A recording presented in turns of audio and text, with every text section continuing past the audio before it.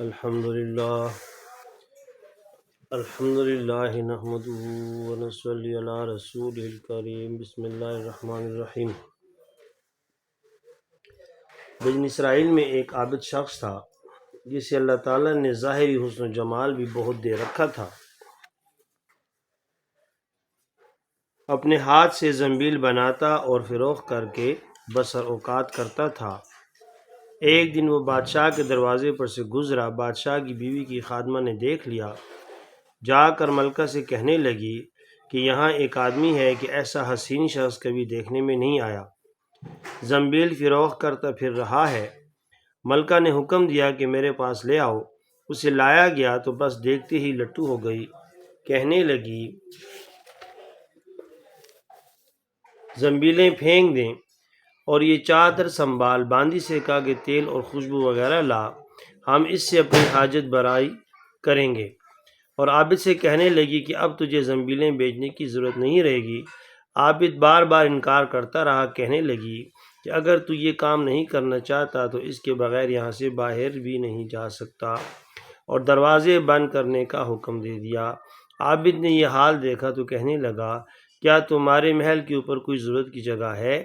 کہنے لگی ہاں۔ باندی کو حکم دیا کہ اس کے لیے پانی وغیرہ اوپر لے جا۔ یہ اوپر چھت کے کونے کی طرف گیا، دیکھا کہ محل بہت اونچا ہے، کوئی ایسی چیز نہیں جس کے ساتھ لٹک کر نیچے اتر جائے۔ آخر اپنے نفس کو خطاب اور عتاب کرنے لگا کہ تو 70 برس سے اپنے رب کریم کی رضا کی طلب میں لگا ہوا ہے، رات دن اسی حرص میں گزرتے ہیں۔ تجھ پر آج ایک شام ایسی آئی ہے جو تیری اس تمام محنت کو ضائع کر دے گی۔ واللہ تجھ سے بڑھ کر کوئی خائن نہ ہوگا اگر یہ شام تیرے اعمال کو فاسد کر گئی، آخر اللہ کو کیا منہ دکھائے گا؟ غرض اسی طرح اپنے آپ کو خطاب اور عتاب کرتا رہا۔ حضور صلی اللہ علیہ وسلم فرماتے ہیں کہ اس کے بعد جب اس نے بلندی سے کود جانے کا تہیہ کر لیا تو اللہ تعالیٰ نے جبرائیل علیہ السلام کو ندا دی۔ انہوں نے لبیک کہہ کر جواب دیا۔ ارشاد ہوا میرا بندہ میری معصیت اور ناراضگی سے بچنے کے لیے جان کی بازی لگا رہا ہے، جا اپنے پروں سے اس کو تھام لے اور اسے ذرا بھی تکلیف نہ ہونے پائے۔ چنانچہ حضرت جبرائیل علیہ السلام نے اپنا پر پھیلایا، اسے پکڑ کر یوں زمین پر رکھ دیا جیسے ایک مہربان باپ اپنے بیٹے کو رکھتا ہے۔ فرمایا کہ عابد یہاں سے سیدھا گھر گیا، زنبیلیں وغیرہ وہیں رہ گئیں۔ سورج غروب ہو رہا تھا۔ بیوی کہنے لگی زنبیلوں کی قیمت کہاں ہے؟ کہنے لگے آج تو ان کا کچھ نہیں ملا۔ کہنے لگی تو آج رات افطار کس چیز سے کریں گے؟ کہنے لگا آج کی رات یوں ہی ذرا صبر سے کاٹ لیں گے۔ پھر کہنے لگا اٹھ کر تنور میں آگ جلا دے، ہمسائے ہمارے تنور میں آگ نہیں دیکھیں گے تو نہ معلوم کیا کچھ خیالات دوڑائیں گے، خواہ مخواہ انہیں پریشان کرنا اچھا نہیں۔ بیوی نے اٹھ کر تنور میں آگ جلا دی، خود واپس آ کر بیٹھ گئی۔ ایک پڑوسن آگ لینے کو آئی، پوچھا آگ ہے؟ جواب ملا آگے بڑھ کر تنور سے لے لو۔